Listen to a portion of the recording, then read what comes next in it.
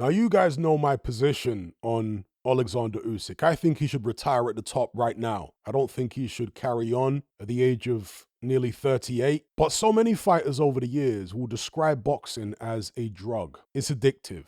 And this causes them to carry on well past their sell-by date. But what exactly are they addicted to? Because in my opinion, not all fighters are addicted to the same thing. And also, the thing that they are addicted to about boxing can change over time. In this instance, I'm more focusing on what fighters are addicted to in the back end of their careers. Now, for some of them, they'll primarily be addicted to the money. For others, as well as the money, they'll be addicted to the glory, the adulation from the fans, the pats on the back, the feeling of euphoria when their hand gets raised after a fight, etc. I think most fighters are addicted to a combination of one of those two things by the back end of their career. At that stage of their career, I don't think that many of them are really addicted to the training anymore. When they were young men, they may have been addicted to the training, but most of them, when they reach mid-late 30s, the training's more of a chore than anything. But then there are some fighters, and I think it's a tiny minority of them, who may like the money, who may like the adulation, the plaudits, and so on, but more than anything, they're addicted to the challenge. So understand the personality type. We're talking about a personality type similar to people who climb mountains, who make no money from it, but they get a rush out of challenging themselves in the most extreme fashion, pushing their bodies beyond the limits, always looking for the most seemingly impossible task,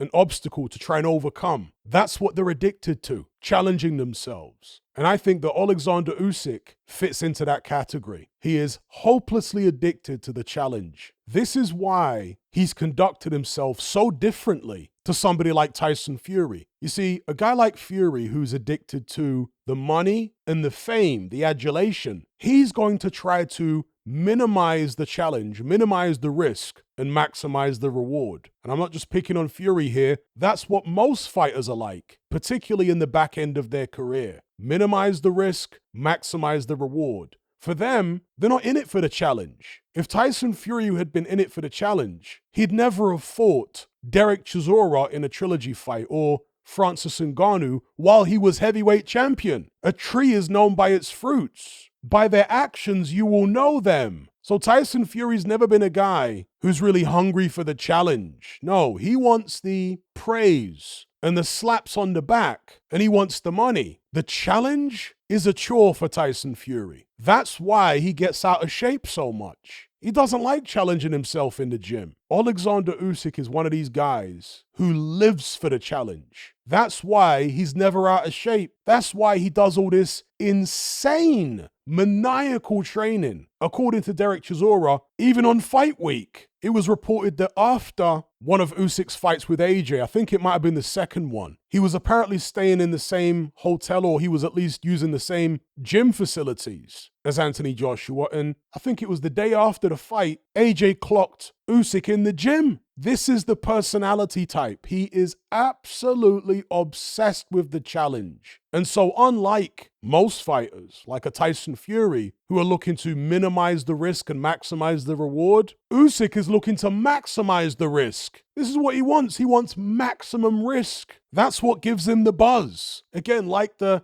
guy who wants to climb the biggest mountain when he's not making any money out of it, wants to take on the most dangerous and difficult challenge. Now, as admirable as it is for a guy like Usyk to be so focused on the biggest challenges, obviously he wants to get the big reward for taking on the big challenges, as he should, but understand the challenge is what he wants the most. And as admirable as that is, and as appreciative as we all should be of the fact that he's chosen to go down that road, we as fans have all benefited from it, right? Guys like Usyk, who are addicted to challenge, may actually be in more danger in the back end of their career than guys like Fury, who are trying to minimize the challenge, minimize the risk. And the reason I say that is because guys who are always going after the challenge due to Father Time, are more likely to bite off more than they can chew. We're hearing about Usyk wanting to go back down to cruiserweight to become undisputed there again because nobody's ever done that before. To me, it sounds insane, but it's hardly surprising when you understand his personality type, constantly chasing the next big challenge. Whereas a guy like Fury and most other high-level fighters at the back end of their career, they're a lot more cautious and careful. They're trying to make their last few big paydays without getting hurt. And when they've made the kind of money that Tyson Fury has made, they don't need to put themselves in a position where they could get hurt against some young gun on the way up. They don't need to. Again, we applaud the fighters who do, like Oleksandr Usyk. But if we're talking about the best time to retire, in my view, someone like Fury would be more sensible than someone like Usyk, potentially, because again, they're doing it for different reasons. Fury just wants some more big paydays and more slaps on the back. The moment he thinks that the paydays and the slaps on the back have dried up, he's going to bow out. And they will dry up. But challenges never dry up.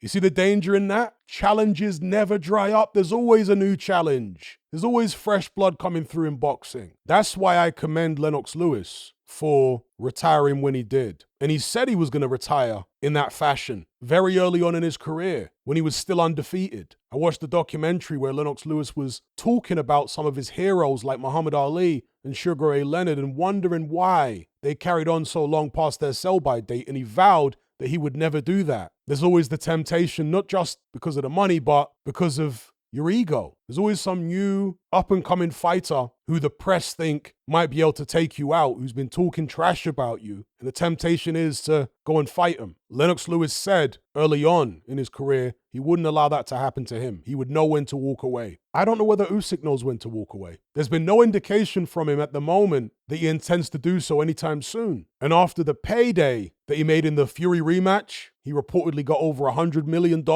He doesn't need to carry on for financial reasons, but this addiction to challenge that he has could lead him to carry on longer than he should and have him losing to fighters who, in his prime, couldn't have laced his boots. In my view, it's going to be far more difficult for a guy like Usyk to retire from boxing than someone like Tyson Fury, for the reasons I've already outlined. You see, Fury can still get money outside of boxing. He could go into acting or other things he wants to be involved in. And through those endeavors, he could still get the slaps on the back. Now, some people could say that Usyk could still satisfy his addiction to challenge outside of boxing. Maybe he could take up rowing or, I don't know, some other sport or mountaineering. Well, possibly. But boxing is all Usyk knows. That's what he's dedicated his life to for so many decades. Anyway, just some food for thought. Let me know what you guys think about all this in the comment section below. Don't forget to like this video, share it, and subscribe if you haven't done so already. I'll catch you on the next one. I'm out.